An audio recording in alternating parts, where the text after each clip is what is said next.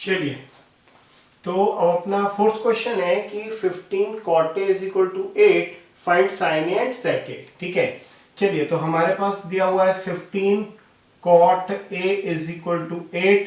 तो सबसे पहले हमने क्या किया, cot A is equal to हमने 15 का ट्रांसफर किया तो कितना वो 8/15। We know that cot theta is equal to क्या होता है, बेस बाय परपेंडिकुलर होता है कि नहीं होता है भाई। ओके देन, सबसे पहले हमने क्या लगाया, पाइथागोरस थ्योरम लगाया। पाइथागोरस थ्योरम क्या होता है, हमने यहाँ पर एक राइट एंगल ट्रायंगल ले लेते हैं सबसे पहले। ओके, हमने यहाँ पर एक राइट एंगल ट्रायंगल लिया, यहाँ पे हमने बी लिया, यहाँ पर हमने ए लिया, यहाँ पर हमने सी लिया। ओके, ये हो गया हमारा एंगल ए। इसके अकॉर्डिंगली एंगल के अपोजिट क्या होता है, परपेंडिकुलर होता है। हमको पता है यहाँ 90 डिग्री यहाँ भी होता है, उसका अपोजिट क्या होता है, हाइपोटेनस होता है। तो ये बेस है और परपेंडिकुलर है, तो एंगल के अपोजिट परपेंडिकुलर हुआ, मतलब परपेंडिकुलर है 15, बेस कितना हो गया 8, बेस कितना हो गया 8। ओके, अब हम इसमें पाइथागोरस थ्योरम लगाते हैं।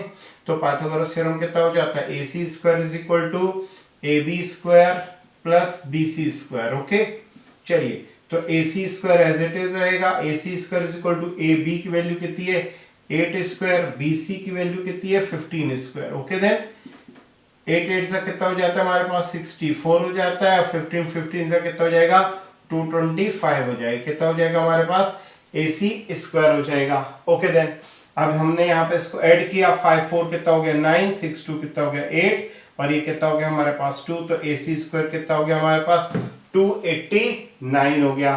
ठीक है, ओके देन 289 हमने यहाँ पे निकाला, तो AC इज इक्वल टू कितना हो जाएगा √289। 289 किसका स्क्वायर होता है भाई, 17 का स्क्वायर होता है ना। एक बार चेक कर लेते हैं अपन, होता है कि नहीं होता है। 7 7 49, 9 कैरी कितना है 4, 7 1 4, 7 1 7, 7 2 14, 14 प्लस 4 18, 8 कैरी कितना है 1, 1 1 1 प्लस 1 2। ठीक है भाई, 289 किसका स्क्वायर होता है, 17 का स्क्वायर होता है। सही है।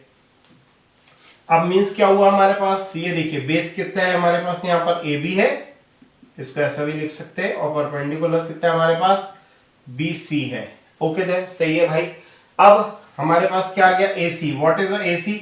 AC इज अ हाइपोटेनस, है ना। तो हाइपोटेनस कितना हो गया, AC इज इक्वल टू कितना आ गया 17। अभी जस्ट अपन ने निकाला हुआ था ना कि √289 किसका स्क्वायर रूट होता है 17 का होता है ना। ठीक है, तो 17 का अपन 289 का स्क्वायर रूट निकालेंगे कितना आएगा 17 आएगा, है ना। सही है। अब आप देखिए हमारे पास क्या आ गया, परपेंडिकुलर आ गया। परपेंडिकुलर कितना है हमारे पास BC, बोले तो perpendicular is equal to BC is equal to कितना है हमारे पास 15। बेस क्या है हमारे पास, बेस है हमारे पास AB, what is it, it is a 8। hypotenuse is a AC, it's a 17, it's a 17। what do you want to find, sin A, A तो यही है, मतलब परपेंडिकुलर sin थीटा होता है क्या, परपेंडिकुलर बाय हाइपोटेनस। तो परपेंडिकुलर कितना हो जाएगा हमारे पास BC, और हाइपोटेनस कितना हो जाएगा AC। ओके, तो ये वैल्यू कितनी आ गई हमारे पास, sin A की वैल्यू कितनी आ गई हमारे पास, BC कितना है 15, और AC कितना है हमारे पास 17। ओके, नेक्स्ट क्या निकालना है, sec A, है ना। तो sec क्या होता है, sec is a reciprocal of cos, है ना। तो cos क्या होता है, cos थीटा होता है बेस बाय हाइपोटेनस, ध्यान रखिएगा। cos थीटा क्या होता है, बेस बाय हाइपोटेनस। तो sec हो जाता है हमारा हाइपोटेनस बाय बेस। हाइपोटेनस कितना है हमारे पास AC, और बेस कितना है हमारे पास AB।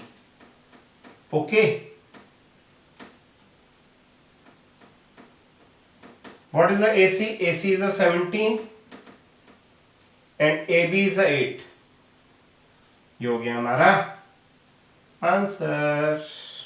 सही है, साइन है और sec की हमने वैल्यू निकाल ली। क्लियर, कोई दिक्कत नहीं है। चलिए, बहुत बढ़िया। ठीक है, सेम, मतलब कुछ नया है ही नहीं, सेम लॉजिक कॉन्सेप्ट अभी तक जो अपन जो करते आ रहे हैं वही सब कुछ है। क्लियर है ना। चलिए आगे बढ़ते हैं। अब नेक्स्ट क्वेश्चन क्या दिया हुआ है, sec theta is equal to 13 12 और बाकी सारे ट्रिग्नोमेट्रिक रेशियोज हमको निकालने का है। तो थीटा दे दिया है तो कोई एक पर्टिकुलर एंगल ऐसा स्पेसिफाइड की जरूरत नहीं है, अपन कुछ भी बना सकते हैं। कुछ भी इन द सेंस अपन ट्रायंगल ही बनाएंगे भाई, ऐसा मत नहीं कि कुछ भी बना लेंगे। तो एक राइट एंगल ट्रायंगल बनाते हैं, बना लिया। अपन इसको एबीसी दे देते हैं। चलिए अभी तक अपन इसको ए देते आ रहे हैं, इसको फिर से ए ही दे देते हैं। It's a A, it's a सी, ये 90 डिग्री हो गया। यहां पर हम ले लेते हैं थीटा। हमको पता है sec theta is equal to कितना होता है, sec theta is the reciprocal of cos theta, मतलब हाइपोटेनस बाय बेस। तो हाइपोटेनस कितना है 13 गिवन है, बेस कितना है हमारे पास 12 गिवन है ना। तो हाइपोटेनस कितना है हमारे पास 13, हमको पता है जहां भी 90 डिग्री होता है उसका अपोजिट क्या होता है हमारे पास, हाइपोटेनस होता है 13।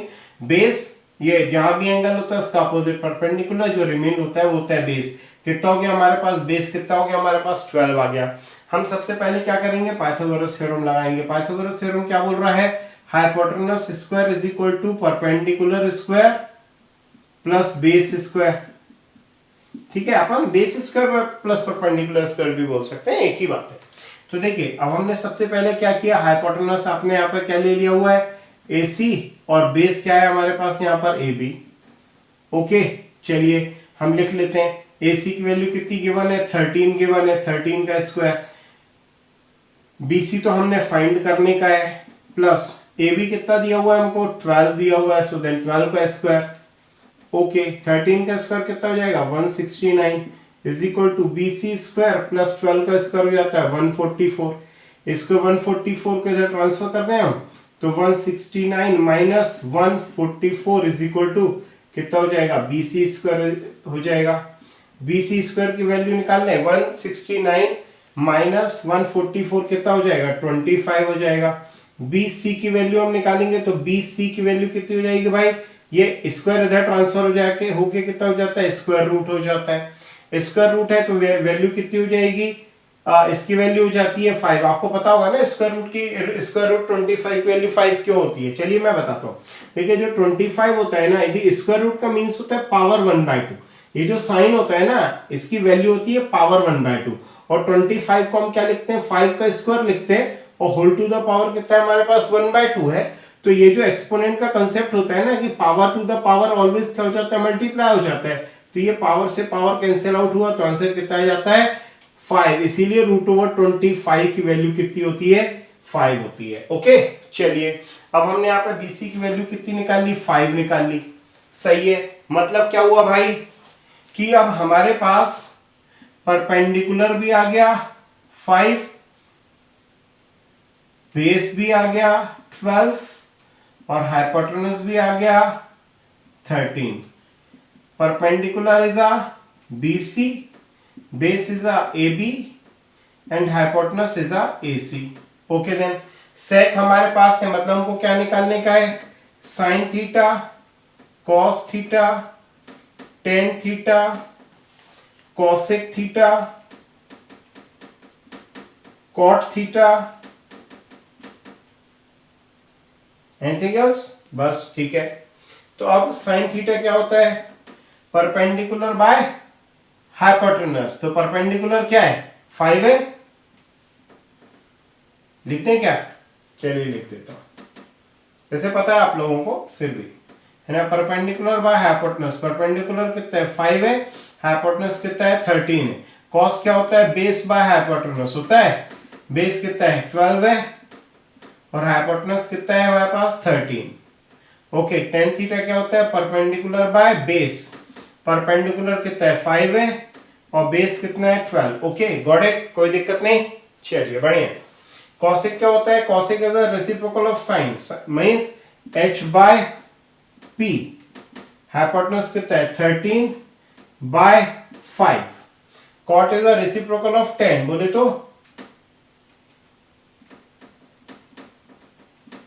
Base by perpendicular, base is a 12, perpendicular is a 5। ये हो गया हमारा आंसर। ओके, आगे सारे ट्रिग्नोमेट्रिक रेशियोज क्लियर, बात समझ में भाई। ये हमारे हो गया 4th एंड 5th क्वेश्चन, ठीक है। चलिए इसके बाद अपन आगे देखेंगे, है ना।